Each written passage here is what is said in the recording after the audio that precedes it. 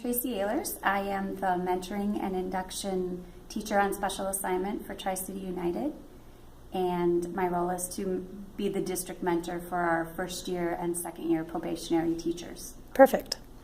The first question I have is, what is the history of technology in the organization?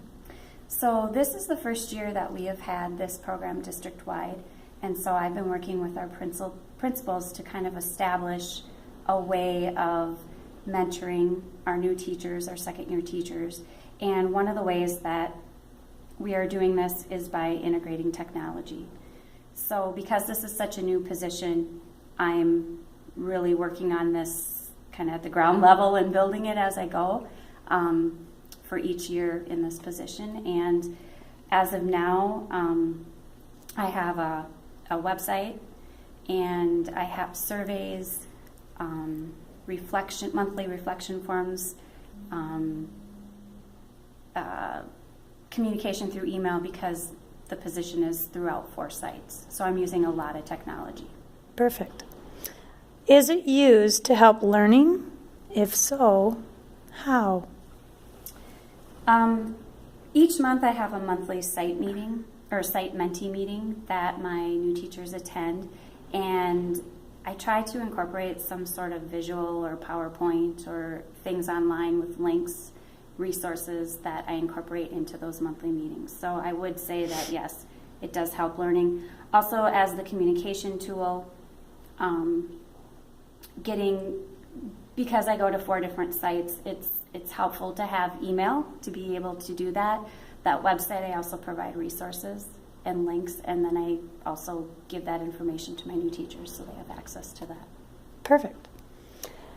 What is the plan for technology moving forward? So right now I am actually working with our tech integrationist, and we are developing a go-to site on our TCU Moodle account where our new teachers can access frequently asked questions and then link it to some of the answers that we have on our district-wide site.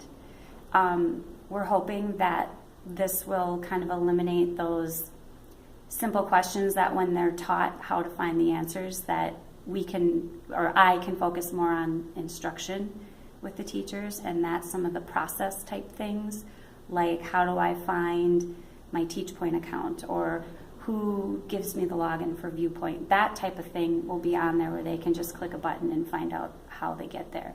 But I will have to teach them how to use that. Okay. So that's in the process of what I'm working on right now. Cool. Very good.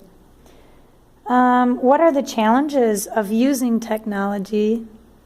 The challenges of using technology is that we have some teachers who use it all the time, and we have others that they don't like to email, they don't like to use a Google Calendar. It's maybe they don't like to use it, or they feel they just don't have the time to keep up on everything. So they like to do things by paper, pencil, their own type of a schedule to keep track of meetings and things. And so I feel sometimes communication, as I said, with those 4 different sites, can be affected by how people use technology. Yeah. What are the benefits of technology?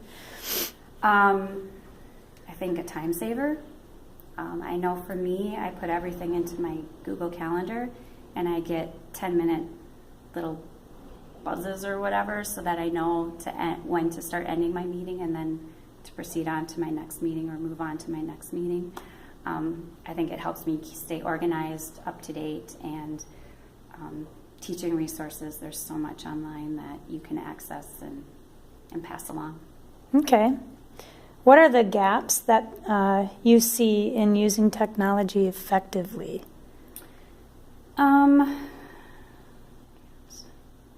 Well, I think kind of in my technology plan with that go-to site, the gap right now is that I'm getting a lot of the same questions over and over, and I just haven't had the time to build that go-to page. So it's just I'm using a lot of my time to answer some basic questions that I think this plan will take care of, so that I can use my mentoring time more effective on like I said, that instructional part. Mm-hmm. And then also the communication part, just trying to get everybody on board to checking their email. Because as I said, I'm so across the site, I can't be at every site every day. And sometimes I'm at a site once a week. And so trying to fix that communication gap. And I do face-to-faces and phone calls and things like that. But yeah, I think that those are some of the gaps in that. Okay. Let's see.